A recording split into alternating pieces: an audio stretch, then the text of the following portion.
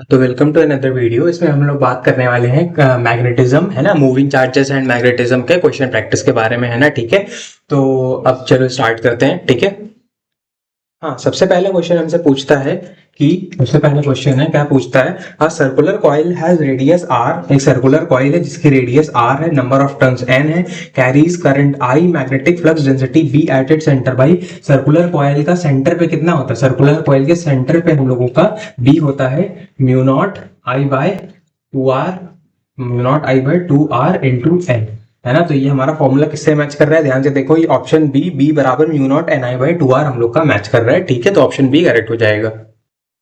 हाँ, next question पूछता है, when an electric current is pass through a wire और a coil a magnetic field is produced, है ना। Is the reverse phenomena possible, that is can a magnetic field produce an electric current, explain with the help of an appropriate example. अच्छा, तो हमसे पूछा गया है कि हमारा जो इलेक्ट्रिक करंट होता है, अगर हम उसको किसी वायर या कॉइल से अगर फ्लो कराते हैं तो हमारी मैग्नेटिक फील्ड प्रोड्यूस होती है। तो इसका क्या रिवर्स फिनोमेना पॉसिबल है कि अगर हम मैग्नेटिक फील्ड से क्या हम इलेक्ट्रिक करंट प्रोड्यूस करा सकते हैं? हाँ भाई, करा सकते हैं। कैसे? इलेक्ट्रोमैग्नेटिक इंडक्शन से, है ना।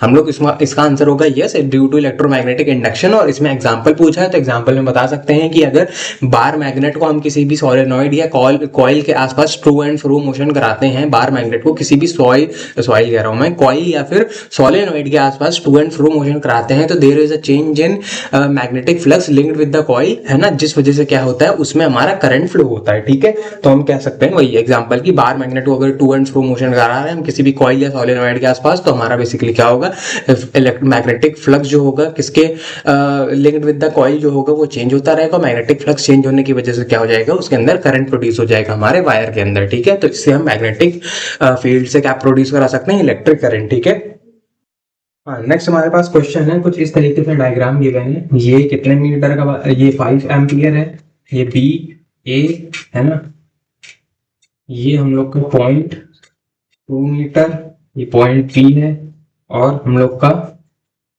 पॉइंट पी, है ना, और ये जा रहा है क्या, ये है 2 × 10⁻⁶ मीटर पर सेकेंड। ठीक है, अब क्या बोला है, a long straight wire A B carries a current 5 ampere, 5 ampere current इसमें जा रहा है। P is a proton travelling with a velocity of 2 × 10⁻⁶ metre per second. P proton की वेलोसिटी कुछ इतने गिवन है, parallel to the wire, wire की parallelly move कर रहा है 0.2 metre from it, 0.2 metre distance पर, in direction opposite to the current, current की डायरेक्शन के अपोजिट में मूव कर रहा है ना, as shown in figure below.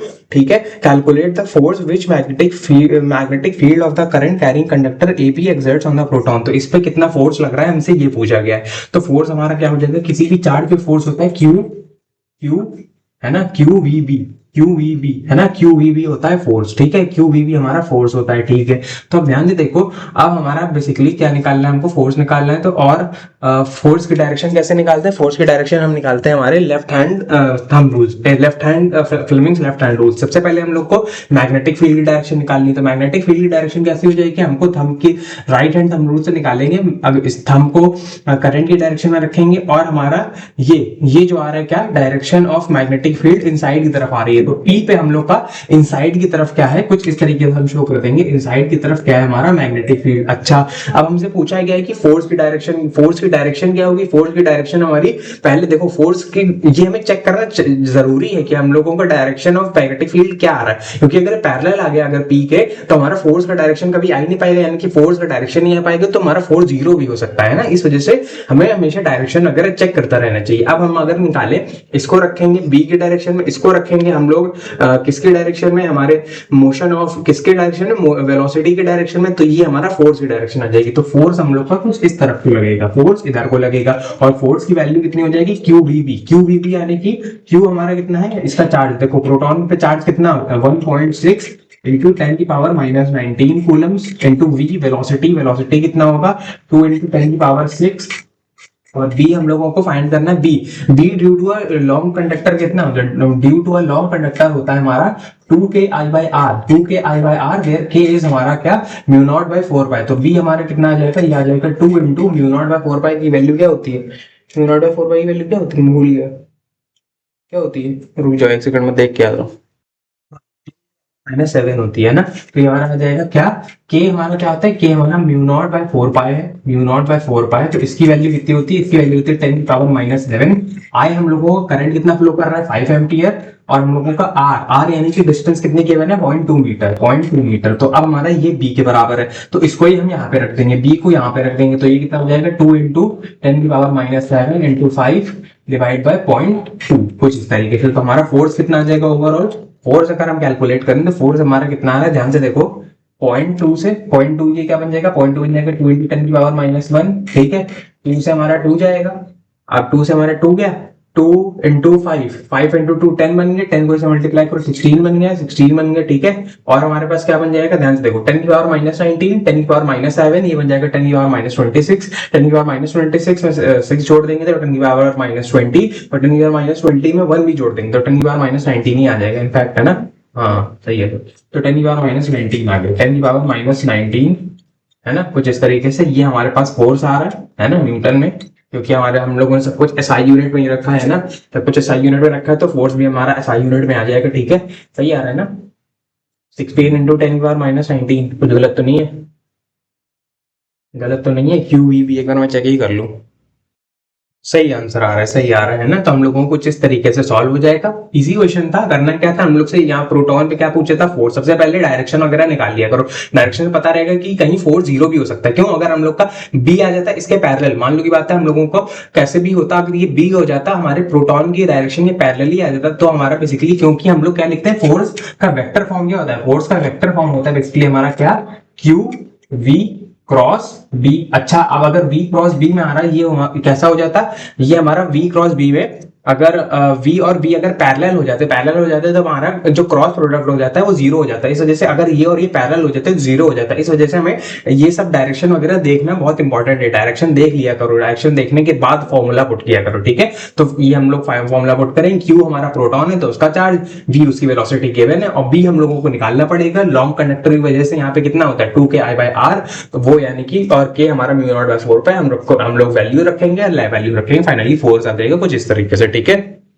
हाँ, नेक्स्ट है हमारे पास इसी क्वेश्चन का दूसरा पार्ट और करके क्या बोला गया है, मूविंग कॉइल देखो, moving coil galvanometer of resistance 55 ohm produces a full scale deflection for a current of 250 milliampere, how will you convert it into a ammeter having a range of, देखो ammeter बनाना है galvanometer से। देखो ammeter बनाने के लिए setup देख लो, setup क्या होता है, हम ऐसे गैल्वेनोमीटर रखते हैं, गैल्वेनोमीटर के पैरेलल में हम लोग एक शंट रेजिस्टेंस लगा देते हैं, गैल्वेनोमीटर के पैरेलल में शंट रेजिस्टेंस लगा देते हैं, जिसका क्या होता है, जिसका रेजिस्टेंस बहुत ही कम होता है, इसका रेजिस्टेंस बहुत ही कम होता है ना। इसका हम मान लेते हैं, इसका R है ना, नहीं इसका S मान लेते हैं, इसका रेजिस्टेंस है S, इसका रेजिस्टेंस है R, ठीक है। इसमें करंट आ रहा है I, इसका क्योंकि अब हमारा बहुत कम रेजिस्टेंस होता है तो मैक्सिमम करंट इससे पास करता है, तो मैक्सिमम करंट इससे पास करता है, इससे बहुत कम करंट पास करता है IG कुछ इस तरीके से, ठीक है। अब हमारा ध्यान से देखो, फॉर्मूला याद रखना, फॉर्मूला कुछ इस तरीके से होता है कि, होता है ये कि हमारा फॉर्मूला होता है IG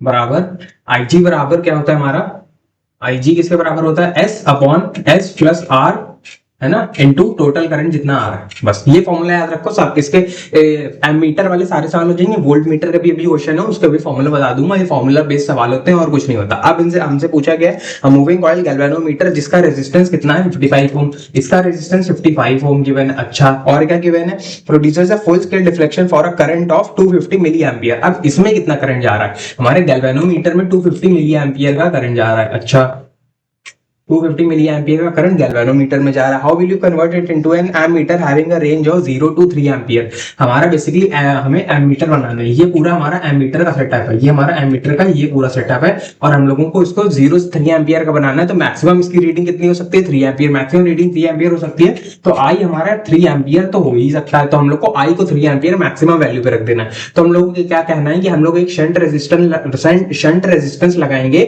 हमारे गैल्वेनोमीटर के अक्रॉस, है ना, और उसकी वैल्यू हम लोग फाइंड कर लेते हैं। तो IG किसके बराबर है, IG है 250 मिली एम्पियर, 250 इंटू 10⁻³ बराबर S हम लोग को फाइंड करना है अपॉन S प्लस 55 इंटू आई हमारा कितना है 3। अब हम कैलकुलेटर से इसको कैलकुलेट कर लेते हैं, ठीक है। तो अगर हम इसको कैलकुलेट वगैरह करें तो ये हमारा कितना आ जाएगा, तो ये हमारा आ जाएगा S इंटू दिस, तो ये आ जाएगा हमारा 250 S इंटू 10⁻³ प्लस 55 इंटू 250, है ना, 55 इंटू 250, तो ये कितना आ गया ये आ गया हमारा 1375 इंटू 10⁻³ बराबर 3s, कुछ इस तरीके से। ठीक है, अब ये हमारा कितना आ जाएगा, 3s को इधर ले आओ, है ना। देखो सबसे पहले 250 इंटू 10⁻³ ये कितना हो जाएगा, 1 0 जाएगा, और इधर है ना, देखो इधर इधर इधर ये हमारा बन जाएगा 0.25s, और प्लस इसमें भी 3 पीछे आएगा, 1 1 1 13.75 इक्वल्स टू 3s, कुछ इस तरीके से। तो ये हमारे पास फाइनली क्या आ जाएगा, 13.75 बराबर 3s माइनस 0.25s, यानी कि ये हमारा आ जाएगा 2.75s। तो हमारा s की वैल्यू कितनी आ जाएगी, 13.75 डिवाइड बाय 2.7, 13.75 डिवाइड बाय 2.75। तो फाइनल आंसर हम लोगों का s का बराबर कितना आ रहा है, 5। तो हम लोग इसमें आंसर क्या कह सकते हैं कि वी विल, जैसे पूछा गया how will you convert this galvanometer into ammeter, तो हमें पूरा बताना पड़ेगा कि we will connect a shunt resistance across galvanometer whose resistance, जिसका शंट रेजिस्टेंस की वैल्यू कितनी है, 5 ओम, है ना। तो कुछ इस तरीके से हम लोग क्या करेंगे, इसमें शंट रेजिस्टेंस को इसके अक्रॉस, शंट यानी SHUNT, इसको हम शंट रेजिस्टेंस बोलते हैं। ठीक है, इसके अक्रॉस लगा देंगे पैरेलल में, है ना। तो कुछ इस तरीके से हमारे पास ये फॉर्मूला यूज करके हम s की वैल्यू निकाल लेंगे, है ना। IG हम, मैंने वही फॉर्मूला लगाया, कौन सा, IG जो करंट इसमें जा रहा है बराबर, IG हमारा किसके बराबर है, सामने वाला रेजिस्टेंस अपॉन टोटल रेजिस्टेंस, है ना। IG जो इसमें करंट जा रहा है बराबर बराबर किसके, सामने वाला resistance upon total resistance into total current जो एंटर कर रहा है। ठीक है, तो कुछ इस तरीके से हम लोग ये वाला क्वेश्चन कर सकते हैं। ठीक है, नेक्स्ट हमारे पास क्वेश्चन नंबर 4। क्वेश्चन नंबर 4 क्या कहता है कि using ampere circuital law obtain an expression for magnetic flux density B at a point near an infinitely long straight conductor carrying a current I। ये मैं डेरिवेशन वाले video में already discuss कर चुका हूं, वहां जाकर देख लेना, इसलिए मैं यहां से स्किप कर रहा हूं। ठीक है, नेक्स्ट हमारे पास क्वेश्चन नंबर 5 क्या कहता है, Lorentz force in vector form is, Lorentz force in vector form क्या होता है, वेक्टर फॉर्म में लॉरेंट्ज फोर्स होता है हमारा, देखो ये मेनली क्या, F बराबर Q E plus V cross B। ठीक है, अब हमें यहाँ पे E की वैल्यू तो गिवन नहीं है, E हम लोग को गिवन नहीं, तो E को अगर हम हटा देंगे, तो E को अगर हम हटाएंगे तो क्या बचेगा, Q V क्रॉस B।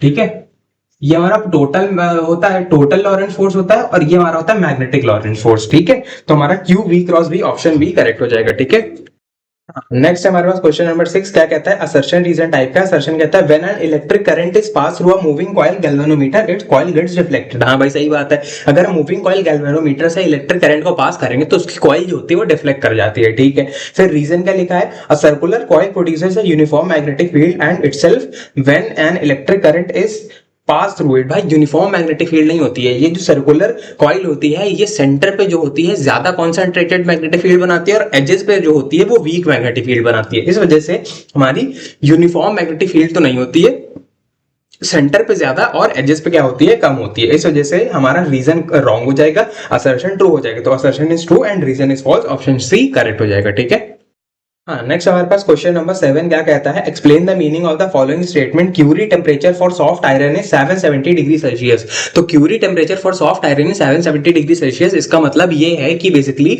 इस टेम्परेचर पर हमारा जो वो होता है, कौन, हमारा जो सॉफ्ट आयरन है वो अपनी फेरोमैग्नेटिक प्रॉपर्टीज को लूज कर देता है ना।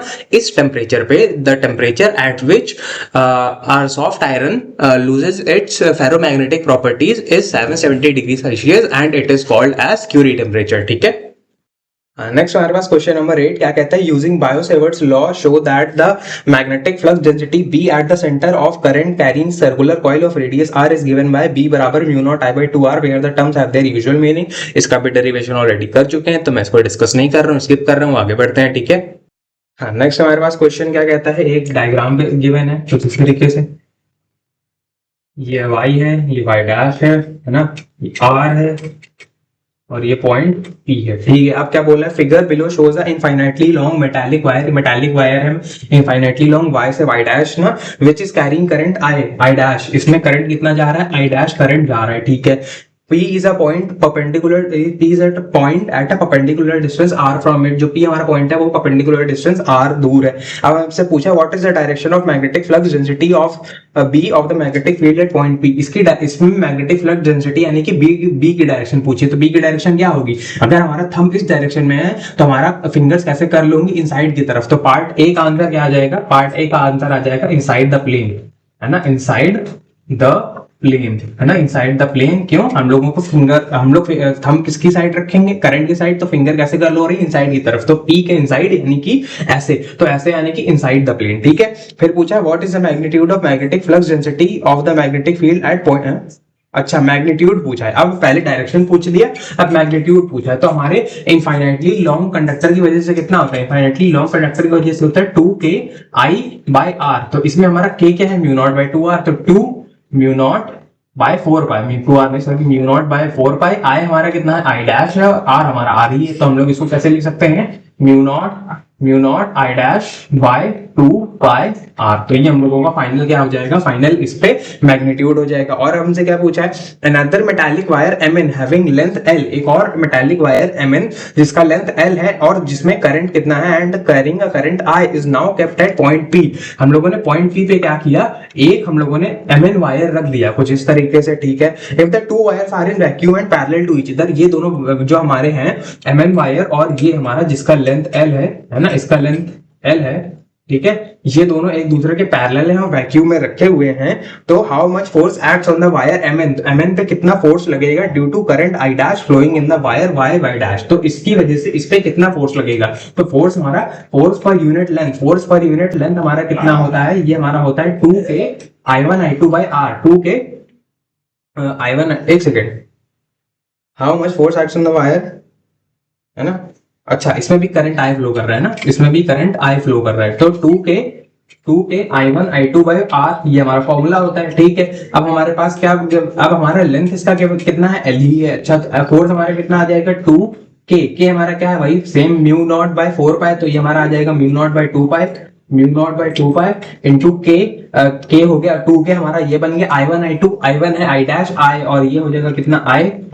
I1 I divide by r। तो ये हम लोगों का फोर्स हो जाएगा किस पे? हमारे Mn पे ड्यू टू y डैश, है ना, force on Mn due to, और force on y dash due to Mn भी सेम ही आ जाएगा, ड्यू टू, है ना, y डैश, है ना, दोनों पे सेम ही फोर्स आ जाएगा। ठीक है, तो फोर्स कितना आ रहा है? Mu naught by 2 pi I dash I divide by r। ठीक है, तो कुछ इस तरीके से Mn पे आ जाएगा इतना फोर्स। इस पे भी करंट I डैश फ्लो कर रहा है, इस पे करंट I फ्लो कर रहा है, बीच में डिस्टेंस r है, तो हमारा फोर्स कितना होता है? Force per unit length 2k I1 I2 by r।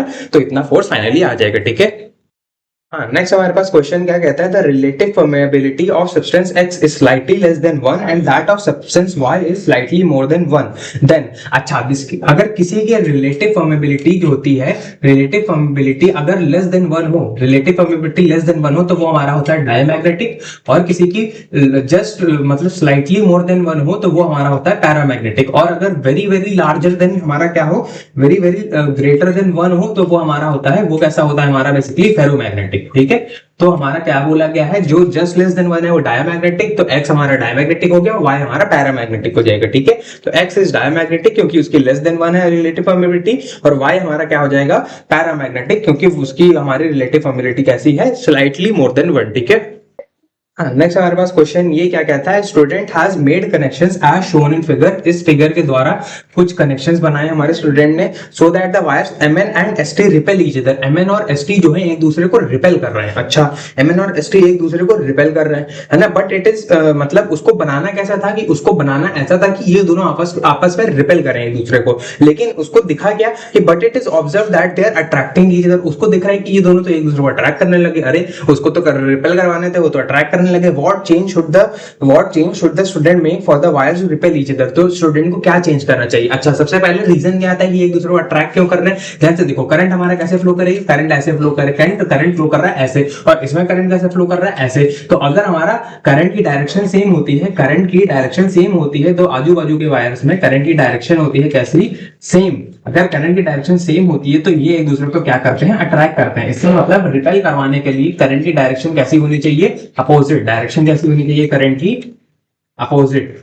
Opposite कब होगी? अपोजिट तब होगी जब किसी भी एक टर्मिनल को हम क्या करते हैं, किसी भी एक में मतलब हमारा करंट कुछ उल्टा बहने लगे। मान लो की बात, इसमें करंट अगर उल्टा बहने लगेगा तो ये एक दूसरे को रिपेल करेगा। अब ये उल्टा कब बहेगा? जब हमारा टर्मिनल हम लोग ऐसे कर देंगे क्या? स्विच। कुछ इस तरीके से टर्मिनल को हम लोग स्विच कर देंगे, है ना। तो हम लोगों का क्या हो जाएगा? हम लोग किसी भी एक को अगर हम स्विच कर देंगे तो हमारा बेसिकली एक का टर्मिनल ऐसे उलट देंगे, तो हमारा बेसिकली करंट ऐसे फ्लो करेगा, ऐसे फ्लो करेगा, तो इसका नीचे इसका ऊपर जा रहा है, तो अब ये रिपेल करने लगेंगे क्योंकि करंट की डायरेक्शन डायरेक्शन अपोजिट हो गई है, ठीक है। तो इसमें ऑप्शन ए है reverse the terminals of battery E1 and E2। अच्छा देखो ये अच्छा पार्ट है, E1 एंड E2 साथ में दोनों को ही अगर हम पलट देंगे, देखो पहले दोनों नीचे जा रहे थे, अगर E1 E2 दोनों पलट देंगे तो फिर दोनों ऊपर जाने लगेंगे, फिर अट्रैक्ट करेंगे, कोई फर्क नहीं पड़ता क्योंकि सेम डायरेक्शन तो अट्रैक्ट करेंगे। फिर उसके बाद हम लोग का रिपेल कब करेंगे, जब एक ऊपर जाए एक नीचे जाए, ठीक है। तो हमारा बेसिकली क्या होगा, हमारा दूसरा पार्ट पूछा reverse the terminals of battery E1 और E2। हाँ ये सही है, या तो E1 का पलट दो या तो E2 का पलट दो, हमने E2 को पलट दिया तो अब हमारा करंट ऐसे जा रहा है। अब ये दोनों एक दूसरे को रिपेल करेंगे क्योंकि डायरेक्शन कैसी है, अपोजिट। फिर चूज सप्लाई वोल्टेज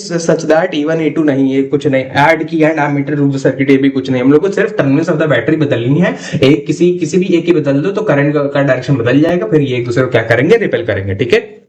हाँ नेक्स्ट हमारे पास क्वेश्चन नंबर 12 क्या कहता है, magnetic field at the centre of a circular coil is B. अच्छा centre of a circular coil B है, यानी कि mu naught I by 2r okay into n। अच्छा mu naught I n by 2r। अब क्या बोला है कि calculate the magnetic field at the same point when each of the current number of turns in the coil number of turns of the coil and its radius is doubled. अच्छा तो अब हम लोगों का b डैश, हम लोग को b dash निकालने को बोला है कि क्या हो जाएगा हम लोगों का, जब current number of turns and radius सब कुछ डबल हो जाए तो म्यू नॉट 2i है ना into 2 divide by 2 into 2r। अच्छा तो हमारा ये क्या बन जाएगा, एक 2 से ये 2 कट जाएगा है ना, तो ये हमारा फाइनली क्या बन जाएगा, ये हमारा बन जाएगा mu naught 2 mu naught n 2 mu naught I N, ठीक है 2 mu naught I N divide by 2r, कुछ इस तरीके से। तो ये हमारा किसके बराबर आ गया, ये हमारा आ गया 2 into mu naught I N 2r किसके बराबर है, ये हमारा b के बराबर है। तो हमारा बेसिकली b डैश जो आ गया वो क्या आ गया 2p, यानी कि हमारा b डैश जो है, यानी कि न्यू मैग्नेटिक फील्ड डेंसिटी कैसी हो गई हमारी, न्यू मैग्नेटिक फील्ड डेंसिटी कैसी हो गई, डबल ऑफ द हमारी ओरिजिनल मैग्नेटिक फ्लक्स डेंसिटी, ठीक है। नेक्स्ट हमारे पास है अब गैल्वेनोमीटर को वोल्ट मीटर में चेंज करने वाला है, ये भी देख लेते हैं क्या पूछा है। Galvanometer having a resistance 20 ohm shows the full scale deflection with a current 1 milliampere, how can it be converted to a volt meter with a range of 0 to 10 volt। अच्छा वोल्ट मीटर में बदलने के लिए हम इसके series में एक resistance लगा देते हैं, बहुत बड़ा सा है ना, बहुत बड़ा सा सीरीज में रेजिस्टेंस लगा देते हैं। अब ये जो डब्बा है हमारा, ये वोल्ट मीटर की तरह काम करेगा। कैसे काम करेगा देख लेते हैं, ध्यान से देखो, ये वोल्ट मीटर की तरह ऐसे काम करेगा। ये बहुत बड़ा सा रेजिस्टेंस है, मान लेते हैं इसको भी एस मान लेते हैं। अभी शंट नहीं कहते, शंट होता है हमारा सिर्फ पैरेलल को है ना। अब ये जी का हम लोग मान लेते हैं कितना है आर है, ठीक है। और इसमें मान लो करंट फ्लो कर रहा है हमारा कितना IG करंट इसमें फ्लो कर रहा है। तो वोल्ट मीटर हम लोग का हो जाएगा कि इसके बीच में पोटेंशियल डिफरेंस कितना होगा, इन दोनों पॉइंट्स के बीच में पोटेंशियल डिफरेंस है ना, पोटेंशियल डिफरेंस कितना होगा, ये पॉइंट्स के बीच में, ये पॉइंट और ये पॉइंट के बीच में पोटेंशियल डिफरेंस जितना होगा वो हमारा क्या हो जाएगा वोल्ट मीटर की रीडिंग। तो वोल्ट मीटर की रीडिंग विल बी V बराबर क्या होता है, VIR होता है। IR यानी कि IG इंटू R कितना हो जाएगा हमारा R प्लस एस है ना, कुछ इस तरीके से। तो हमारा V बराबर IG into R plus S. तो हम लोग का ये वोल्ट मीटर की रीडिंग कुछ इस हिसाब से आएगी। अब हम लोग को क्या क्या चीजें गिवन है, हम लोगों ने पूछा है how can it be, galvanometer का रेजिस्टेंस कितना गिवन है 20 ओम, यानी R हम लोग को 20 ओम गिवन है। तो V हम लोग लिख लेंगे क्या, V लिख लेंगे हम लोग R बराबर 20 ओम, तो R में 20 ओम लिख लिया। फिर क्या पूछा है कि shows a full scale deflection with a current of 1 milliampere। तो 1 milliampere यानी कि 10 की पावर -3 20 प्लस एस, ठीक है। और V की हम लोग को वैल्यू गिवन है कि how can it be converted into a volt meter with a range of 0 से 10 वोल्ट। 0 से 10 वोल्ट यानी कि मैक्सिमम रीडिंग 10 वोल्ट तो हो ही सकती है, मैक्सिमम रीडिंग 10 वोल्ट तो हम 10 रख देंगे। तो ये हमारा क्या बन जाएगा 10 बराबर 10 की पावर -3 इंटू 20 प्लस एस। तो 10 इंटू 10 की पावर -3, 10 की पावर -3 इधर डिवाइड हो जाएगा 10 की पावर -3 मल्टीप्लाई हो जाएगा। तो क्या बन जाएगा 10 इंटू 10 की पावर 3 यानी कि 10 की पावर 4। तो 10 की पावर 4 बराबर 20 प्लस एस। तो हम लोगों का एस कितना आ जाएगा, एस हमारा आ जाएगा 10 की पावर 4 माइनस 20। 10 की पावर 4 माइनस 20 मतलब 1 2 3 4 माइनस 20। ये हमारा कितना हो जाएगा, अगर हम 10 की पावर 4 में से इतना घटा दें तो ये हमारा हो जाएगा कितना, ये कितना हो जाएगा 9999 प्लस 1 माइनस 20। तो 9980 ओम। तो हम लोगों से पूछा था कि वोल्ट मीटर में कैसे कन्वर्ट कर सकते हैं। We can convert this galvanometer into voltmeter by connecting a resistance of value 9980 ohm in series with it, है ना। अगर हम 9980 ओम बहुत बड़ा सा अगर हम इसे रेजिस्टेंस क्या करते हैं इसके सीरीज में लगाते हैं तो ये हमारा क्या बन जाएगा वोल्ट मीटर बन जाएगा। ये वोल्ट मीटर की तरह एक्ट करेगा इतना पूरा डब्बा हमारा, ठीक है। तो ये गैल्वेनोमीटर के इसमें हम लोग सीरीज में क्या लगा देंगे, हमारा ये इसको क्या कहते हैं हमारा ये S9980 ओम। तो हमारा ये वोल्ट मीटर पूरा बन जाएगा। हम लोग को ये V हम लोग को पोटेंशियल डिफरेंस मेजर करके देगा, ठीक है। हाँ, नेक्स्ट हमारे पास क्वेश्चन नंबर 14 क्या कहता है, इसमें ऐसे वायर बनी है, ऐसे ऐसे, है ना, एक पॉइंट एक्स बना है ऐसे 2 सेंटीमीटर, है ना, 2 सेंटीमीटर, ये पूरा 10 सेंटीमीटर है, ठीक है। पी क्यू आर एस, ऐसे जा रहा है करंट, इसमें कितना, I1 बराबर 4 एम्पियर और I2 बराबर 16 एम्पियर, ठीक है, कुछ इस तरीके से। अब हमें क्या पूछा है कि two infinitely long straight wires, infinite wires है P Q and R S carrying, है ना, क्या कि carrying currents I1 and I2 respectively are kept 10 centimetre apart in vacuum, हम इन दोनों को 10 सेंटीमीटर अपार्ट रखा है वैक्यूम में, ठीक है। Calculate magnetic field B at the point X, हम लोगों को एक्स पॉइंट पे क्या करना है, मैग्नेटिक फील्ड निकालनी है। तो इससे 2 सेंटीमीटर दूर है और ये दोनों 10 सेंटीमीटर है, तो ये डिस्टेंस कितनी आ जाएगी, ये डिस्टेंस आ जाएगी 8 सेंटीमीटर, ठीक है। अब हम अगर क्या निकालें, अब अगर हम निकालें इस पॉइंट एक्स पे, देखो इसकी वजह से पी क्यू की वजह से इनसाइड आ जाएगी, पी क्यू की वजह से इनसाइड, और हमारे आर एस की वजह से आउटसाइड, तो हम क्या कह सकते हैं कि बी, है ना, B due to P Q, B due to P Q plus B due to R S. अगर हम इसको मैग्नीट्यूड वाइज लिखें तो हमारा मैग्नीट्यूड वाइज क्या आ जाएगा, देखो इसको हम, ये वेक्टर एडिशन है, वेक्टर एडिशन है पी क्यू की वजह से अंदर और आर एस की वजह से बाहर, तो हमारा बी कितना आ जाएगा overall, B due to P Q minus B due to R S, क्योंकि हमारा पी क्यू की वजह से अंदर की तरफ, आर एस की वजह से बाहर की तरफ, ठीक है ना। इसका मैग्नीट्यूड हम सिर्फ पॉजिटिव वैल्यू की बात कर रहे हैं ना, तो हमारा पी क्यू का कितना आ जाएगा, ध्यान से देखो, पी क्यू की वजह से हम निकाल लेते हैं, B due to P Q, B due to P Q कितना आ जाएगा, ये हमारा आ जाएगा 2KI/R, where K is mu naught by 4 pi, तो ये हमारा आ जाएगा 2 into 10 की पावर -7 into I। करंट कितना फ्लो कर रहा है 4, R कितना गिवन है 2 सेंटीमीटर, 2 सेंटीमीटर यानी कि 2 into 10 की पावर -2, ठीक है। फिर हमारा ये कितना आ जाएगा वैल्यू, इसको अगर कैलकुलेट करें 2 से 2 गया, है ना, तो ये हमारे पास क्या आ गया 4 into 10 की पावर -2 ऊपर गया, तो ये आ गया 10 की पावर -5, है ना। क्या बी जो भी वैल्यू होता है, टेस्ला होता है ना, टेस्ला क्या होता है हमारा, इसका ऐसा यूनिट है ना, मैग्नेटिक फील्ड का, शायद मैं भूल गया, शायद, है ना, टेस्ला ही होता है, टेस्ला होता है यार है ना। अगर गलती हो तो मुझको बता देना, ठीक है, मैं आगे बढ़ता हूँ। B due to R S बराबर 2KI/R, है ना, I2 इधर I1 लिख दो, I/R2 इधर R1 लिख दो, तो ये हमारा क्या बन जाएगा, ये हमारा बन जाएगा 2 into 10 की पावर -7, है ना, इंटू I2 यानी इसमें कितना करंट है 16 एम्पियर, और आर डिस्टेंस कितनी है 8 इंटू 10 की पावर -2, ठीक है। तो अब 8 से ये जाएगा 2 टाइम्स, 2 इंटू 2 क्या बन गया 4 इंटू 10 की पावर -5 टेस्ला, ठीक है। तो अब ध्यान से देखो, ये भी उतना ही आ रहा है, ये भी उतना ही आ रहा है, तो ओवरऑल बी हमारा कितना आ गया, ये हमारा आ गया 4 इंटू 10 की पावर -5 माइनस 4 इंटू 10 की पावर -5, है ना। तो ये ओवरऑल वैल्यू कितनी आ रही है 0, यानी कि हम लोगों की एट पॉइंट एक्स हम लोगों की मैग्नेटिक फील्ड कितनी आ जाएगी, at point X magnetic field हमारी कितनी आ रही है 0 आ रही है भाई साहब। तो हम लोगों का फाइनल आंसर आ रहा है 0, ठीक है। तो फुल ये पार्ट समझे हो गया, अब इसका और पार्ट करते हैं, इसका सेकंड पार्ट, ठीक है। नेक्स्ट हमसे बोला गया है an electron and proton are moving along the X axis, एक इलेक्ट्रॉन एंड एक प्रोटॉन क्या कर रहे हैं, electron and proton X axis की तरफ मूव कर रहे हैं, ठीक है। अब if an external magnetic field B बराबर 0.314 tesla is applied along minus Z axis, minus Z axis मान लो की बात इधर है, यहाँ प्लस एक्स एक्सिस है, माइनस जेड एक्सिस है, ठीक है। तो माइनस जेड एक्सिस जो है उसमें हम लोगों ने क्या लगा दी 0.314 टेस्ला की मैग्नेटिक फील्ड। अच्छा, तो अब हमसे पूछा गया है कि what is path followed by the electron due to magnetic field, हमारी ये इलेक्ट्रॉन जो होगा due to magnetic field circular path में जाएगा। सर्कुलर पाथ में क्यों जाएगा, देखो इसका रीजन ये है, ध्यान से देखो हम लोग का, देखो इसमें ये क्या है, ये हम लोग को शो करता है magnetic field, direct magnetic field ऐसे। अब ये हमारा शो कर रहा है इलेक्ट्रॉन के मूवमेंट, इलेक्ट्रॉन मूव कर रहा है ऐसे, लेकिन क्योंकि हमारा इलेक्ट्रॉन पे चार्ज नेगेटिव है, तो इलेक्ट्रॉन पे चार्ज नेगेटिव है तो हमारा फोर्स लगेगा उल्टी डायरेक्शन में। अब देखो अगर हमारा इलेक्ट्रॉन पॉजिटिव होता तो फोर्स लगता सेम इसी डायरेक्शन में ऐसे, क्योंकि हमारा मैग्नेटिक फील्ड ऐसे, इलेक्ट्रॉन जा रहा है ऐसे, तो फोर्स लगता है ऐसे, लेकिन क्योंकि इलेक्ट्रॉन कैसा है हमारा नेगेटिव है, तो इलेक्ट्रॉन नेगेटिव है तो फोर्स लगेगा इनसाइड, कुछ इस तरीके से ऐसे।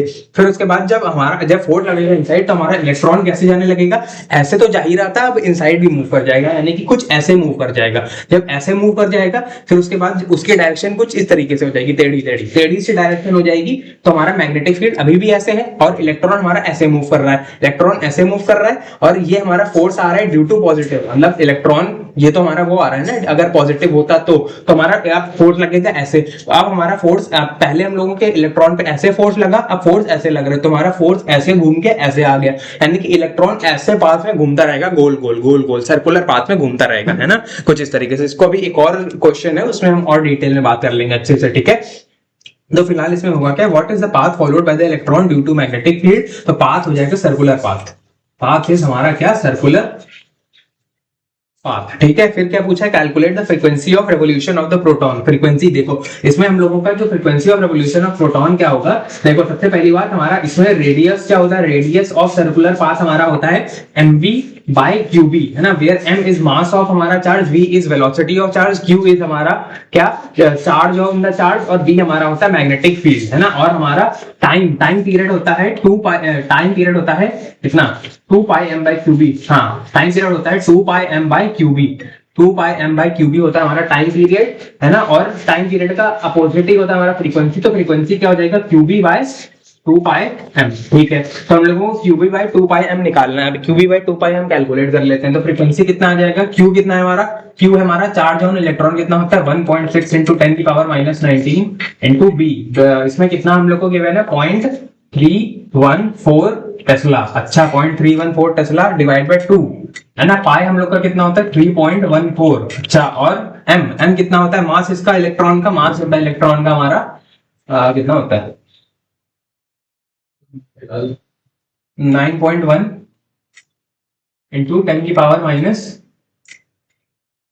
-31 kg, है ना, 9.1 into 10 की पावर -31 kg, है ना, सही, हाँ यही होता है, ठीक है। तो अब हम इसको कैसे कर सकते हैं, ये हमारा, ये इससे कट जाएगा 10 टाइम्स, है ना, ये 10 टाइम्स आ गया, ये 10 आ गया, ठीक है। तो अब ये हमारा क्या बन जाएगा, फ्रीक्वेंसी बन जाएगी फाइनली हमारी 1.6 डिवाइड बाय 20 into 9.1, है ना। देखो इसको 91 into 2 कितना हो जाएगा हमारा 182 into 10 की पावर -19, 10 की पावर -19, 10 की पावर -31 ऊपर जाएगा, 10 की पावर -31 ऊपर जाएगा, तो ये हमारा क्या हो जाएगा 31 - 19 यानी कि 12, तो 10 की पावर 12 आ जाएगा, ठीक है।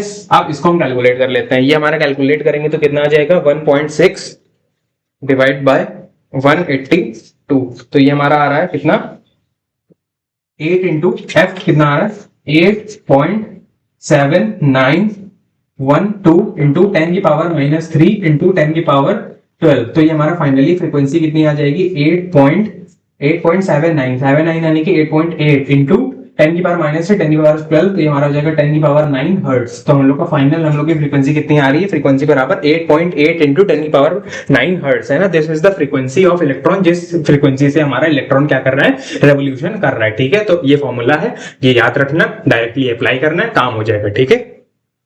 नेक्स्ट हमारे पास क्वेश्चन नंबर 15 क्या कहता है, magnetic field inside a long current carrying conductor solenoid is, एक long current carrying solenoid is V naught, अच्छा एक लॉन्ग करंट कैरिंग सोलेनॉइड हमारा कितना है, इसमें V नॉट है, क्या V नॉट है मैग्नेटिक फील्ड, अच्छा जिसके, अब क्या बोला, if each of the current, अच्छा इसमें करंट फ्लो कर रहा है कितना, इसमें करंट फ्लो कर रहा है I, और इसके टर्न्स कितने हैं, नंबर ऑफ टर्न्स कितने हैं, नंबर ऑफ टर्न्स है हमारे n, नंबर ऑफ टर्न्स है n, अच्छा अब क्या बोला गया है, हमसे बोला गया if each of the current I and the number of turns, अगर हम क्या करें करंट और नंबर ऑफ टर्न्स को डबल कर दें तो मैग्नेटिक फील्ड क्या हो जाएगा, अगर हम क्या करें I को भी डबल कर दें 2I और हम क्या करें नंबर ऑफ टर्न्स को भी डबल कर दें तो 2n, कुछ इस तरीके से। तो हमसे पूछा गया है कि हमारे magnetic field inside it becomes, magnetic field पे क्या फर्क पड़ेगा, तो हमारी मैग्नेटिक फील्ड इसकी क्या होती है, मैग्नेटिक फील्ड हमारी होती है, magnetic field due to solenoid कितनी होती है,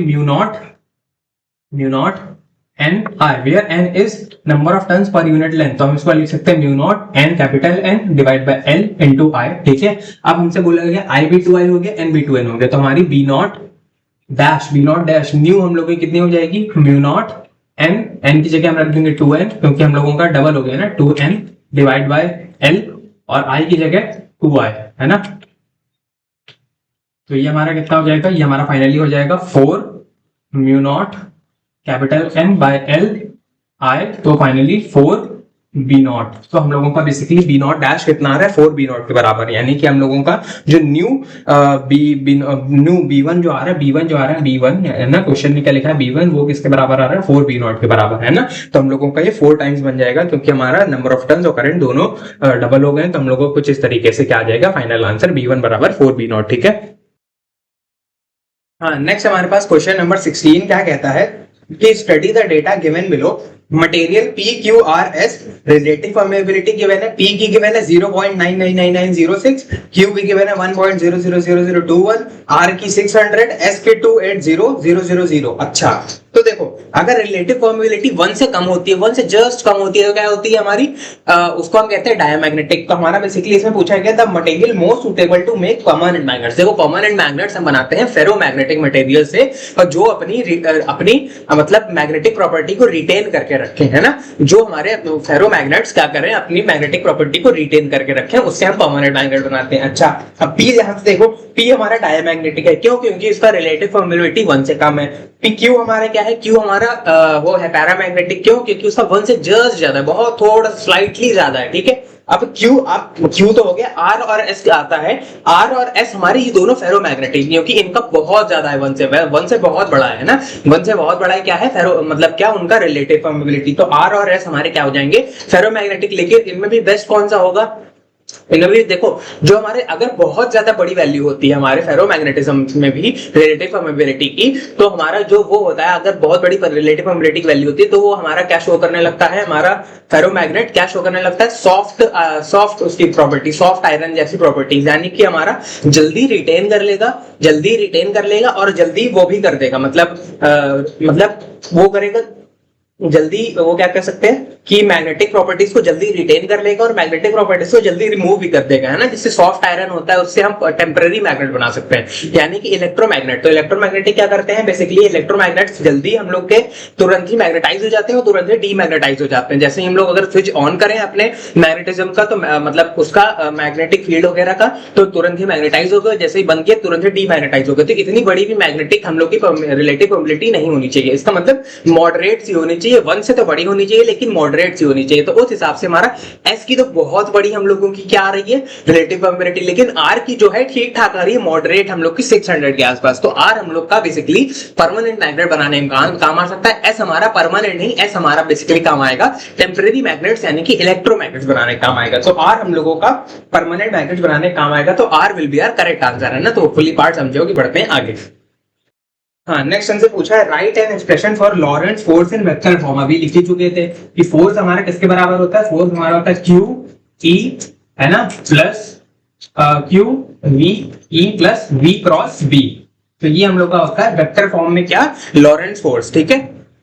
नेक्स्ट हमारे पास क्वेश्चन नंबर 18 क्या कहता है, how much force per unit length acts as a long current acts on a long current carrying conductor X due to current flowing through another similar conductor Y kept parallel to in vacuum। अच्छा, तो हम लोगों का basically दो conductors X and Y है, तो हम लोगों के X पे कितना फोर्स लग रहा है ड्यू टू Y, हमसे ये पूछा गया है। ठीक है, तो कितना फोर्स लगता है भाई, फोर्स पर यूनिट लेंथ पूछा गया। तो फोर्स पर यूनिट लेंथ हमारा होता है कितना, 2K I1 I2 by R, where I1 is current flowing in X, I2 is current flowing in Y, R is the distance between हमारे X and Y conductors. तो ये हम लोगों का क्या हो जाएगा, बेसिकली ये हम लोगों का हो जाएगा क्या, फोर्स पर यूनिट लेंथ। ठीक है, अब हमसे पूछा गया use this expression to define an ampere. अच्छा, 1 एम्पियर को हम लोग को डिफाइन करना है। तो देखो 1 एम्पियर क्या होता है, हम लोग इसको ऐसा कह सकते हैं कि फोर्स पर यूनिट लेंथ, अगर हम क्या करें अगर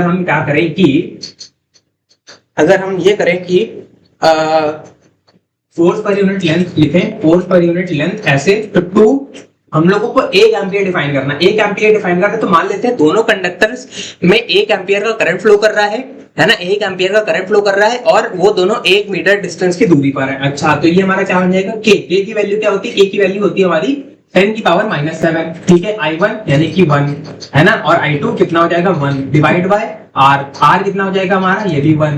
तो हमारे पास F by L कितना आ गया, F by L हमारा कितना आ गया, F by L हम लोग का आ गया कितना, 2 × 10 की पावर -7 है ना। तो हम लोगों का 1 एम्पियर क्या होता है, हम लोगों ने यहाँ पे 1 एम्पियर रखा ना, ये हमारा 1 एम्पियर है, ये भी हमारा कैसा है 1 एम्पियर है, और ये हमारा कैसा है 1 मीटर है, ठीक है। तो हमने क्या रखा, तो ये हमारा न्यूटन पर मीटर में आ जाएगा। तो बेसिकली हमारा 1 एम्पियर बेसिकली क्या होता है कि 1 ampere is the current, 1 ampere is the current which is flowing, which when flowing in each of the two infinitely long parallel conductors 1 meter apart in vacuum, है ना। तो हमारा 1 एम्पियर क्या होता है, 1 एम्पियर उतना करंट होता है जो हमारे इसमें इनफाइनाइटली लॉन्ग पैरेलल कंडक्टर्स में फ्लो करता है, जो कि हमारे 1 मीटर दूर रखे हुए होते हैं वैक्यूम में, और वो प्रोड्यूस करते हैं क्या, वो प्रोड्यूस करते हैं, produces a force exactly of 2 into 10 की power, produces a force of exactly of 2 into 10 की पावर -7 न्यूटन पर मीटर ऑफ लेंथ, है ना। हम लोगों का बेसिकली क्या है 1 मीटर 1 एम्पियर की डेफिनेशन है ना, यूज इसमें पूछा है ना कि use this expression to define an ampere, इस एक्सप्रेशन का यूज करके एम्पियर को डिफाइन करो। तो इस एक्सप्रेशन को यूज करके डिफाइन करेंगे एम्पियर को, तो क्या कहेंगे, 1 ampere is a current which flows in the two infinitely long parallel conductors, जो हम लोगों का which are kept 1 metre apart in vacuum, है ना, which produces for between them which produces between them a force of 2 into 10 की power -7 Newton पर metre of, है ना, फोर्स ऑफ एक्जैक्टली 2 into 10 की पावर -7 न्यूटन पर मीटर ऑफ लेंथ। कुछ इस तरीके से हमारा 1 एम्पियर डिफाइन हो जाएगा, ठीक है ना। तो हम लोगों को 1 एम्पियर डेफिनेशन फिर से एक बार रिपीट कर देता हूं। 1 ampere is the current which when flowing in each of the two infinitely long parallel conductors 1 meter apart in vacuum produces between them a force of exactly 2 into 10 power -7 Newton पर metre of length. कुछ इस तरीके से हम क्या कर सकते हैं, हमारे 1 एम्पियर को डिफाइन कर सकते हैं, ठीक है। नेक्स्ट हमसे पूछा गया है, in a moving coil galvanometer why is the magnetic field made radial. तो हम लोगों की मूविंग कॉइल गैल्वेनोमीटर में मैग्नेटिक फील्ड को रेडियल क्यों रखते हैं, तो हमारा बेसिकली मूविंग कॉइल गैल्वेनोमीटर में टॉर्क का फॉर्मूला क्या होता है, एन, मैं इसको ऐसे याद रखता हूं, निब्बा, है ना, NIBA निब्बा साइन फाई, है ना, निब्बा साइन फाई या निब्बा साइन थीटा, है ना, कुछ इस तरीके से निब्बा साइन थीटा साइन फाई। तो इस तरीके से मेरा टाउ क्या आता है, टॉर्क आता है in a moving coil galvanometer. अब अगर हम क्या करते हैं, अगर हम रेडियल मैग्नेटिक फील्ड बनाते हैं, मैग्नेटिक फील्ड को रेडियल बनाते हैं, तो फाई हमारा कितना होता है 90 डिग्री हो जाता है, फाई हमारा 90 डिग्री हो जाता है। इस वजह से हमारे टाउ मैक्स आ जाता है, टाउ की मैक्सिमम वैल्यू हो जाती है कितनी, NIBA यानी कि निब्बा, ठीक है। तो ये हमारी हो जाती है क्या, टाउ की मैक्स। तो हम लोग क्या कह सकते हैं कि in a moving coil galvanometer why is the magnetic field made radial, magnetic field is made radial because if it is made radial the phi becomes 90 degree and hence we can obtain the maximum and constant torque। हम लोगों को यहाँ पे maximum torque मिल जाता है। इस वजह से हम लोगों को क्या करते हैं, मूविंग कॉइल गैल्वेनोमीटर में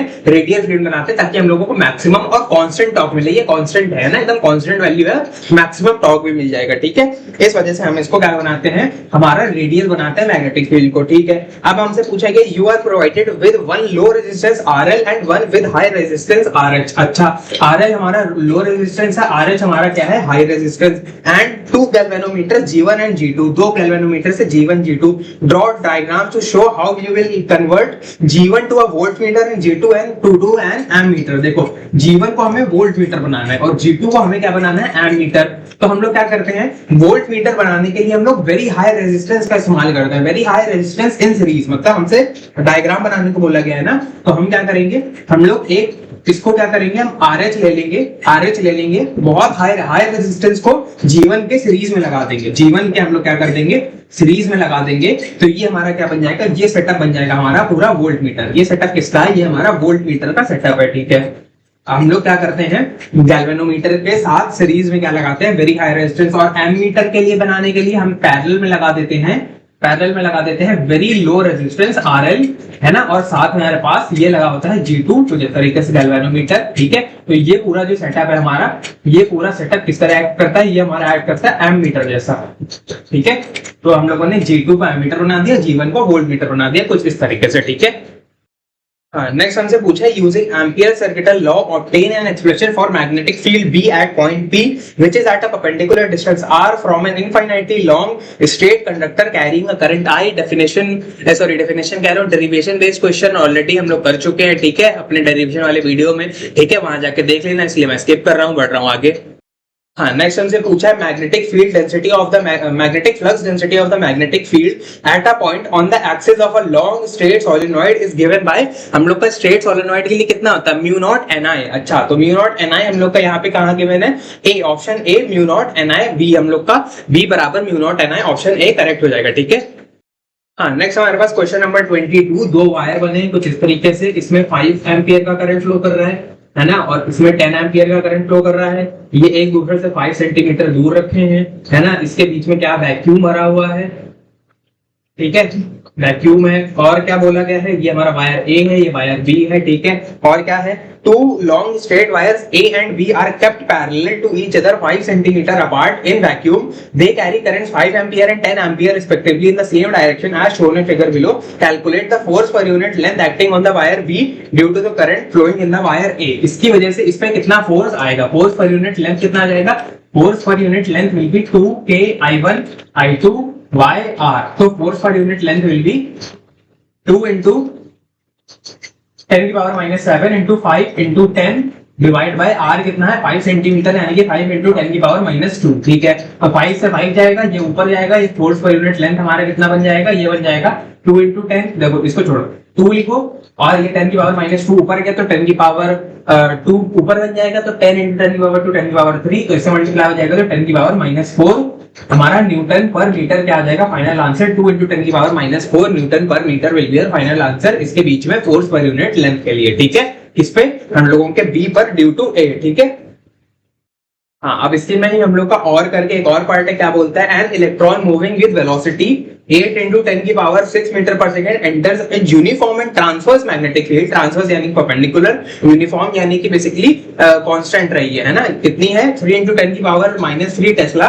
calculate the radius of the circular part described bye, तो रेडियस होता है, हम लोग अभी बात कर चुके हैं mv/qb, mv/qb, तो रेडियस कितना जाएगा, मास ऑफ इलेक्ट्रॉन कितना होता है 9.1 into 10 की पावर -31 kg, है ना। बी हम लोग का वेलोसिटी कितनी की है 8 into 10 की पावर 6, ठीक है। हम लोगों का चार्ज कितना होता है 1.6 into 10 की पावर -19 कूलम, और बी हम लोगों को मैग्नेटिक फील्ड कितनी की है 3 into 10 की पावर -3, तो इसको कैलकुलेट कर लेते हैं। कैलकुलेट करेंगे तो हमारा आर कितना आ जाएगा, आर आ जाएगा हमारा 9.1 into 8 डिवाइड बाय 1.6 into 3, और साथ ही साथ 10 की पावर -31, इसमें अगर हम 19 जोड़ दें, अगर 19 जोड़ दें तो ये हमारे क्या आ जाएगा 10 की पावर -12, है ना, 10 की पावर -12, और इसमें हम 3 भी जोड़ दें 10 की पावर -12, तो हमारा आ जाएगा 10 की पावर -12 में हमारा 3 जोड़ेंगे तो क्या आ जाएगा हमारा 10 की पावर -12 में, तो हमारा 10 की पावर -9 आ जाएगा। 10 की पावर -9 में हम 6 भी जोड़ दें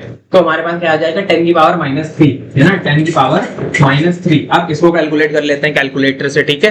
तो ये हमारा कितना आ जाएगा, ये हमारा आ जाएगा 9.1 into 8 divide by 1.6 divide by 3, तो ये हमारा कितना आ रहा है फाइनली 15.16। आर कितना आ रहा है, हम लोग का रेडियस आ रहा है 15.167 into 10 की पावर -3 मीटर्स, क्योंकि हम लोगों का ये है किसमें, ये हम लोगों का एसआई यूनिट में हम लोगों ने सब कुछ रखा, तो एसआई यूनिट में आंसर आ जाएगा। अब 10 की पावर -3 तो मिलीमीटर्स में आ जाएगा कितना 15.667 मिलीमीटर्स, तो हम लोग का 15.667 मिलीमीटर्स इज आर फाइनल इधर 16 है ना, इधर 167 है ना, this is our final answer 15.167 millimetres, ठीक है।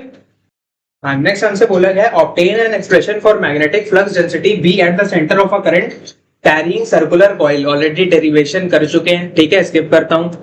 हाँ, नेक्स्ट हमसे पूछा गया है a circular coil having n turns of radius r carrying a current, एक सर्कुलर कॉइल है, अच्छा, जिसके कितने टर्न्स है n टर्न्स है, करंट कितना फ्लो कर रहा है I फ्लो कर रहा है, ठीक है, रेडियस कितना है r रेडियस है, अच्छा, is used to produce a magnetic field B at its centre O, इस पे कितनी मैग्नेटिक फील्ड प्रोड्यूस कर रहा है B, अच्छा। अब क्या कर रहा है, हम लोग क्या कहता है कि if this coil is open, हमने इस कॉइल को ओपन किया मतलब एक तरफ से काटा फिर इसको ओपन किया, सीधा किया, एंड रीवाउंड, इसको फिर हमने रीवाउंड किया, मतलब फिर से इसको ऐसे जोड़ दिया, ठीक है, such that the radius of the newly formed coil is 2r, तो हमारी अब जो न्यूली फॉर्म्ड वो बनी है, क्या बनी है हमारी वो सर्कुलर कॉइल, उसका रेडियस कितना है, इसका रेडियस है 2r, अच्छा, इसका रेडियस कितना है 2r, अच्छा, carrying the same current I, same current I ये कैरी करता है, अच्छा, what will be the magnetic field at centre O, centre O पे अब कितना मैग्नेटिक फील्ड होगा, तो अब ध्यान से देखो, ये अच्छा क्वेश्चन है, अच्छा क्यों है, हमने क्या किया, इसको खोल दिया, इसको खोलने से क्या होगा ध्यान से देखो, माना एक हमारा कॉइल है, एक कॉइल का सर्कमफरेंस कितना हो जाएगा 2 पाई आर। अच्छा 2 पाई आर हो जाएगा एक कॉइल का, टोटल कॉइल्स कितनी है n, तो टोटल कॉइल्स है n, तो हमारी टोटल लेंथ कितनी हो जाएगी, टोटल लेंथ हमारी सर्कुलर कॉइल की कितनी हो जाएगी। हमने क्या किया, ऐसे लपेटा है बार बार, एक के ऊपर एक के ऊपर एक के ऊपर ऐसे लपेटा है ना, तो हमारी एक रेडियस कितनी, एक कॉइल की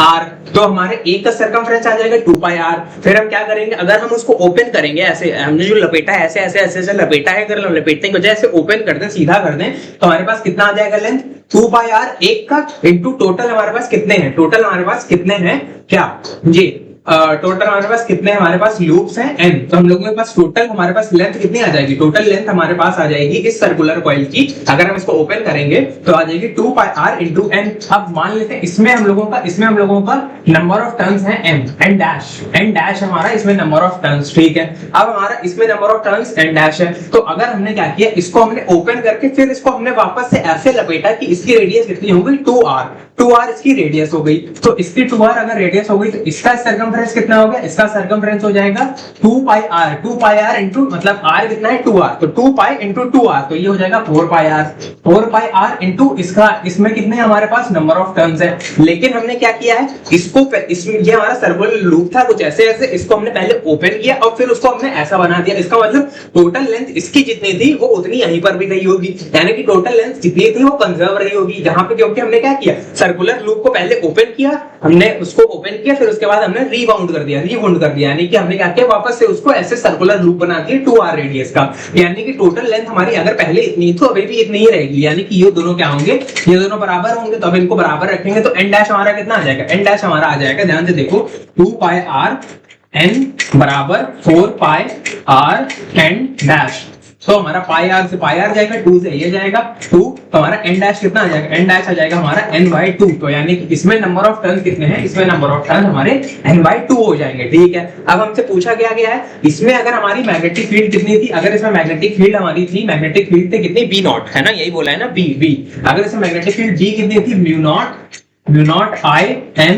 by r, इसमें मैग्नेटिक फील्ड थी mu naught I n by r, तो इसमें मैग्नेटिक फील्ड कितनी हो जाएगी, इसमें मान लेते हैं b डैश हो जाएगी, तो b डैश हमारी वैल्यू कितनी हो जाएगी, b डैश बराबर म्यू नॉट I n कितने हो गए हैं, n हो गए हमारे n/2, ठीक है, और हमारा r कितना हो गया 2r कुछ इस तरीके से, तो हमारा b डैश कितना आ जाएगा, b डैश आ जाएगा mu naught I n by r, नीचे b2, मतलब ये जो डिनोमिनेटर में 2 है ना, तो डिनोमिनेटर में 2 into 2 कितना हो जाएगा 4 into 1/4, और ये पार्ट हमारा क्या लिखा है, ये पार्ट हमारा b लिखा है, तो हमारा b डैश इसके बराबर आ जाएगा, b डैश आ जाएगा b/4 के बराबर, यानी कि हम लोगों की न्यू मैग्नेटिक फील्ड किसके बराबर आ जाएगी, b/4 के बराबर, तो हम लोगों का जो इसकी मैग्नेटिक फील्ड होगी एट द सेंटर वो कितनी आ जाएगी, b/4 है ना। तो अच्छा क्वेश्चन था हम लोगों को, क्योंकि n भी निकालना था, हम लोगों को सिर्फ रेडियस देके छोड़ दिया था, n भी निकालना पड़ा, कुछ इस लॉजिक से निकाला, तो हम लोगों का b डैश कितना आ जाएगा b/4, तो होपफुली ये पार्ट समझ में आया होगा, ठीक है, कैसे हम लोगों ने अपनी मैग्नेटिक फील्ड इसके निकाली सेंटर पर, ठीक है।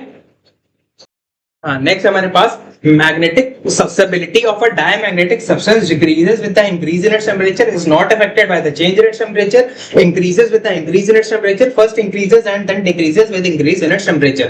अच्छा, तो हमारा मैग्नेटिक ससेबिलिटी डायमैग्नेटिक सब्सटेंस का जो होता है वो हमारे उस पर डिपेंड ही नहीं करता है, किस पे, टेम्परेचर पे डिपेंड ही नहीं करता, तो हमारा option B is not affected by the change in its temperature correct हो जाएगा, ठीक है। डायमैग्नेटिक सब्सटेंस का मैग्नेटिक ससेबिलिटी हमारे टेम्परेचर पर डिपेंडेंट नहीं होता है, तो ऑप्शन बी करेक्ट हो जाएगा, ठीक है।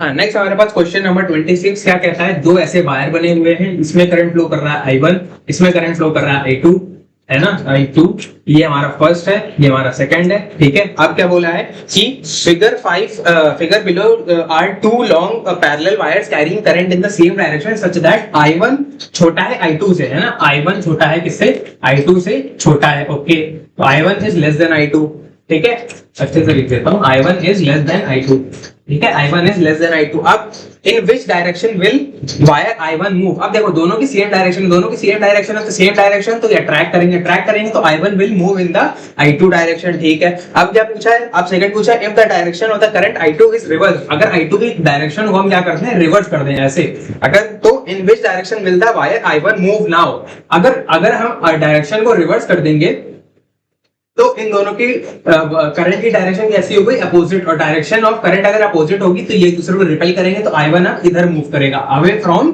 I2, away from I2। अगर सेम डायरेक्शन तो टुवर्ड्स करेगा I2 के, और अगर हम लोग क्या कर देंगे, अगर हम कर देंगे कि बेसिकली इसमें इसके डायरेक्शन रिवर्स कर देंगे तो अवे फ्रॉम I2 मूव करने लगेगा, ठीक है।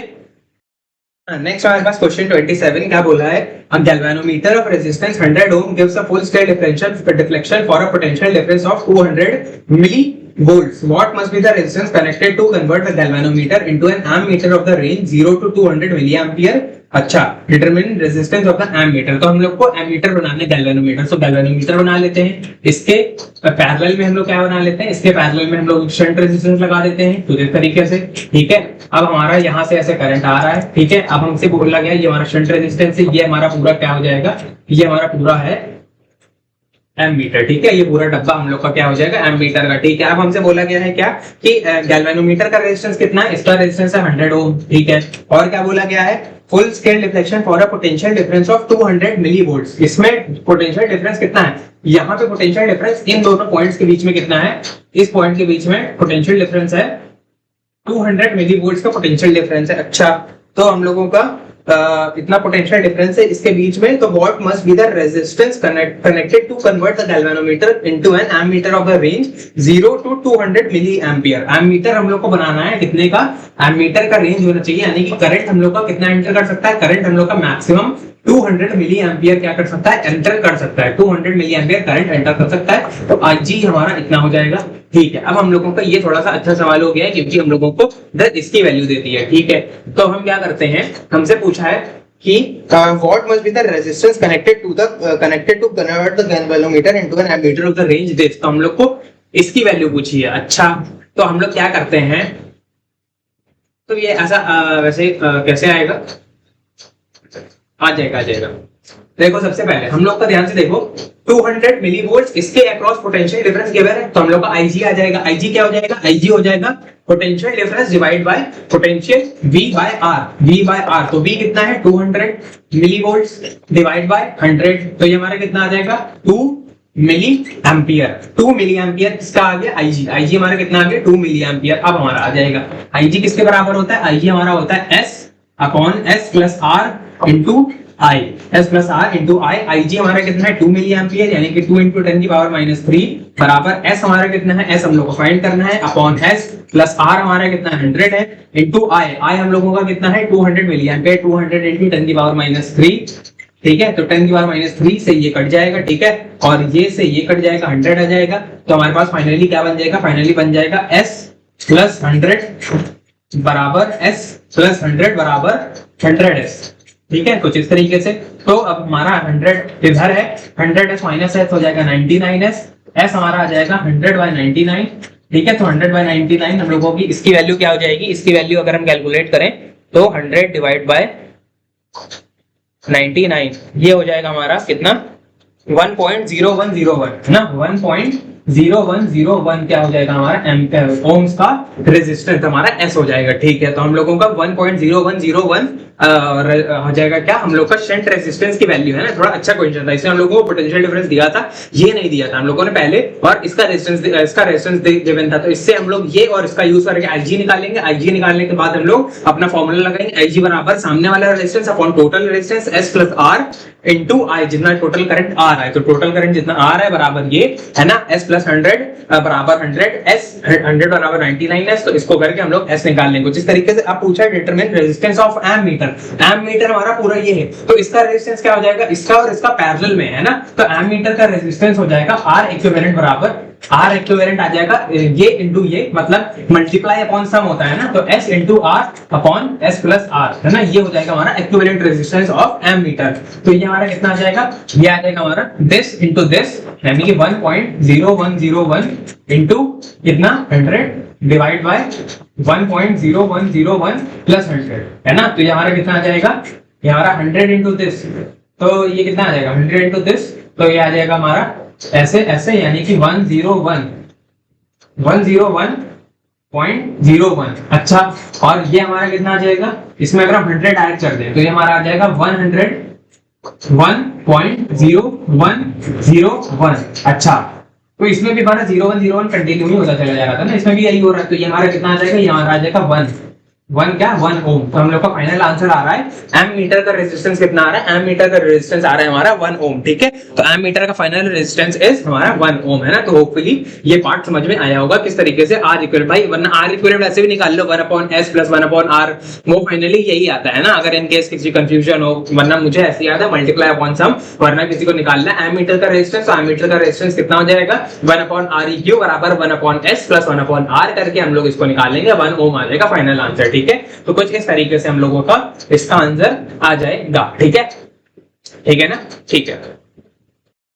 नेक्स्ट हमारे पास क्वेश्चन 28 क्या कहता है, student records the following data for the magnitudes b of the magnetic field eight axial points at different distances x, है ना, फ्रॉम द सेंटर O। ये हमारा सेंटर है, ये हमारी कॉइल है, ऐसे ऐसे ऐसे कुछ इस तरीके से। तो इसके सेंटर से क्या कर रहा है, सेंटर दूर x दूर क्या निकाला है हम लोगों का, इसके सेंटर से x दूर क्या निकाला है, पॉइंट P पर इसने क्या निकाला है, हमारा मैग्नेटिक फील्ड निकाला है। ठीक है, और ये हमारा a इसका रेडियस गिवन है। ओके, ठीक है। तो अब क्या बोला है कि from the centre O of a circular coil of radius a carrying a current I, इसमें करंट कितना है, करंट है इसमें I करंट फ्लो कर रहा है। ठीक है, फिर वेरीफाई फॉर एनी टू, किसी भी दो वैल्यूज के लिए, that these observations are in good agreement with the expected theoretical values of b। तो x, हम लोग की x की वैल्यू अगर 0 लेंगे, x की वैल्यू अगर 0 लेंगे, सबसे पहले हम लोग का फॉर्मूला क्या होता है सर्कुलर कॉइल के लिए, सर्कुलर कॉइल के लिए मैग्नेटिक फील्ड का फॉर्मूला होता है हमारा क्या, mu naught I capital R square upon 2 into R square plus x square की पावर 3/2। अब R हमारा कितना है, R हमारा A है, तो A लिख देंगे इधर और इधर भी A लिख देंगे। ठीक है, तो ये हमारा होता है फॉर्मूला। ठीक है, अब हमारा अगर x को 0 लेंगे, x को अगर हम 0 लेंगे तो हमारे पास b कितना आ जाएगा, b हमारे पास आ जाएगा म्यू नॉट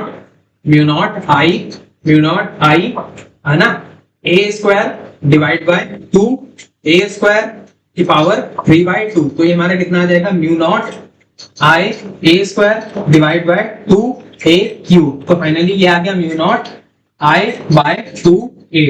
तो हम लोगों को इसको क्या बोला गया, इसको बोला गया B नॉट। अच्छा, इसको B नॉट बोला गया। ठीक है, तो इसको B नॉट बोला गया है, B को ये, तो इसको B नॉट बोला गया x बराबर 0 पे, है ना, इस वैल्यू को क्या बोला गया है, B नॉट बोला गया। तो हम निकाल लेते हैं x बराबर a, x बराबर 2, x बराबर 3a। हमें तो दो वैल्यू से बोला गया, हम तीनों पे निकाल लेते हैं। तो x बराबर a पे क्या आ जाएगा, x बराबर a पे हमारी वैल्यू क्या आ जाएगी, ध्यान से देखो, x बराबर a रखेंगे इस फॉर्मूले में, तो ये आ जाएगा हमारा क्या, mu naught I a square by 2 into a square plus a square की पावर 3/2। हम लोग को फाइनली ये आ जाएगा कितना, mu naught I a square upon 2 into a square plus a square 2a square 2a square की पावर 3/2। तो ये हमारा क्या बन जाएगा, ये हमारा फाइनली बन जाएगा mu naught I a square divide by 2 into 2 की पावर 3/2 इंटू 2 की पावर 3/2, है ना। तो और क्या आ जाएगा, a स्क्वायर का क्यूब, तो a क्यूब आ जाएगा नीचे कुछ इस तरीके से, क्योंकि ये 2 से 2 कट जाएगा और क्यूब आ जाएगा फिर, तो ये कटेगा। तो हमारा फाइनली क्या आ जाएगा, म्यू नॉट I अपॉन देखो 2 इंटू 2 की पावर 3/2, 2 की पावर 3 कितना होता है 8, और 8 का स्क्वायर रूट होता है हमारा 2√2, है ना, 8 का स्क्वायर रूट होता है हमारा 2√2। तो हमारा आ जाएगा 2 इंटू 2√2a।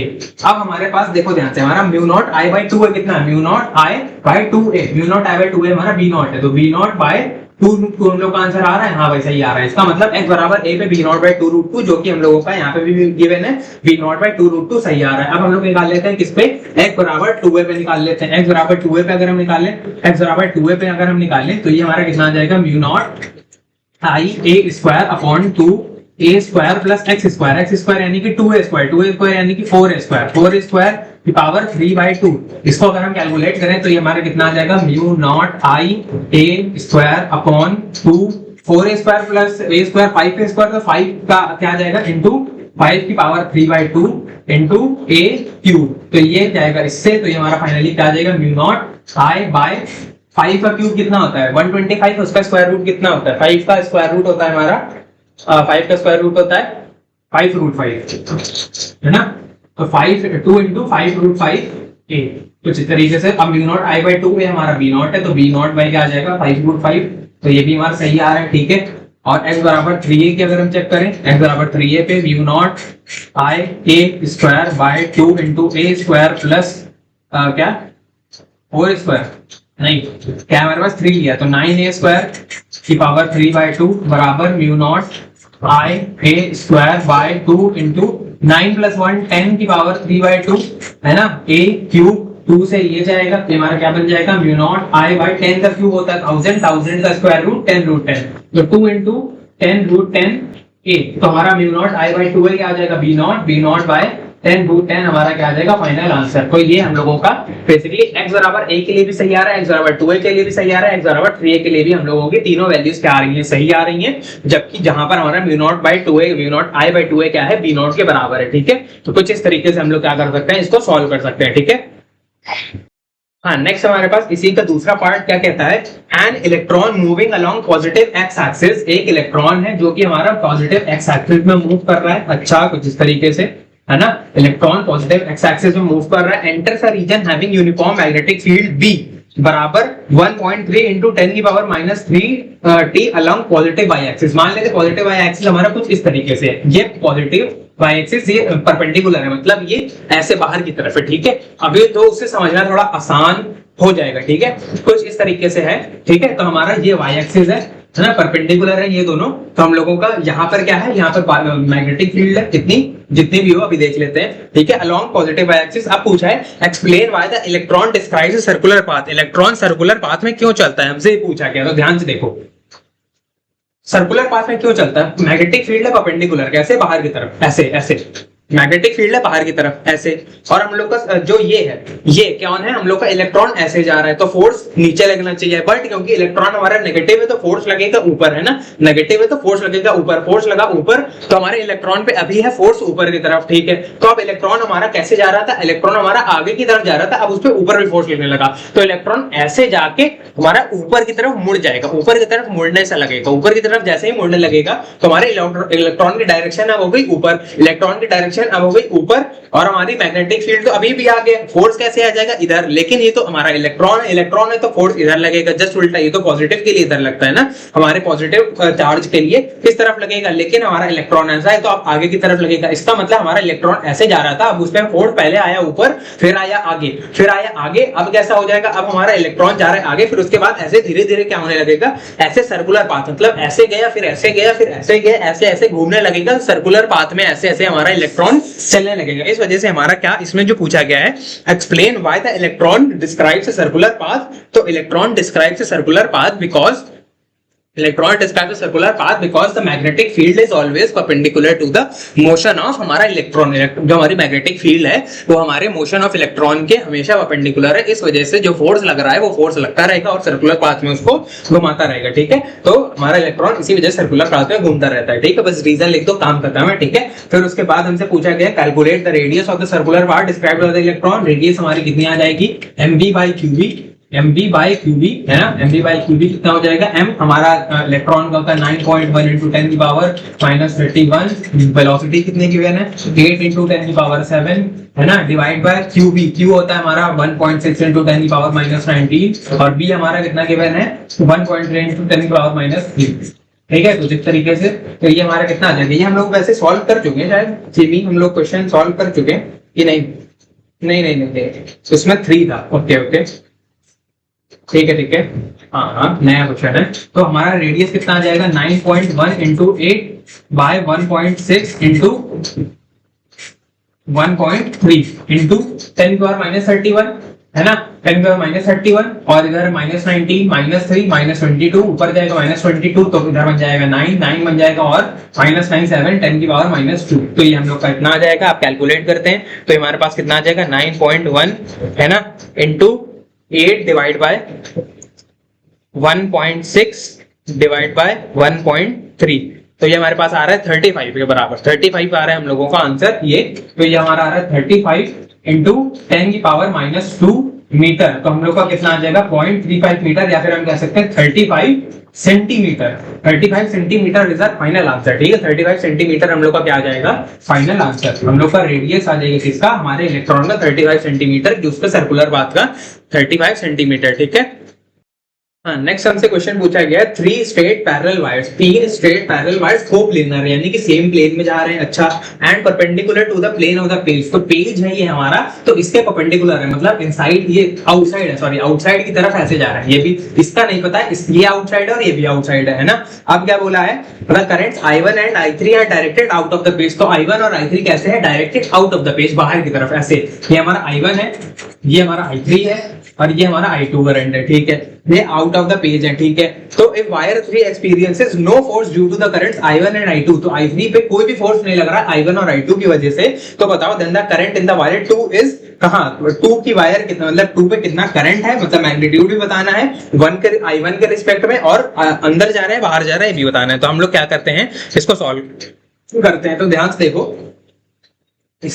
इस पे कोई फोर्स नहीं लग रहा, इस पे कोई फोर्स नहीं लग रहा, इसका मतलब I1, देखो I1 कैसे जा रहा है, I1 जा रहा है बाहर और I3 भी जा रहा है बाहर, यानी कि इन दोनों की डायरेक्शन कैसी है, सेम, और डायरेक्शन सेम होती तो अट्रैक्ट करता है, यानी I1 I3 को अट्रैक्ट करेगा, और इनके बीच की डिस्टेंस है 2r, तो I1 और I3 के बीच में कितना फोर्स लगेगा, फोर्स पर यूनिट लेंथ लगेगा, कितना force per unit length will be 2 into k, 2k I1 I2 by 2r, 2k I1 I3, 2k I1 I3 by 2k I1 I3 by 2r, कुछ इस तरीके से, ठीक है। ये हमारा आ जाएगा किसके बीच में, इन दोनों के बीच में फोर्स, अच्छा।